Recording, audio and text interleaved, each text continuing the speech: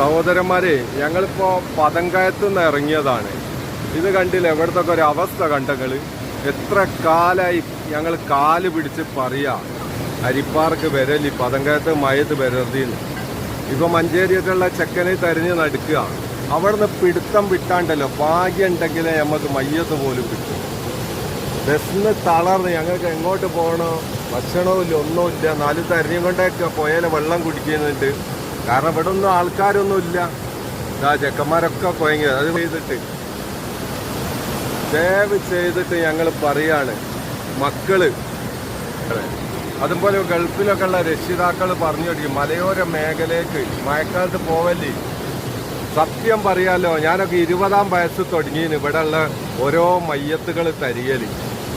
വയസ്സ് 50 ആകുക, എന്നിട്ടും ആരും ഉൾക്കൊള്ളാൻ തയ്യാറല്ല. 100 കണക്കിന് ചെക്കന്മാരാണ് ഈ തിരുവമ്പാടി മലയോര മേഖലയിലെ പുഴയിൽ മരിച്ചത്.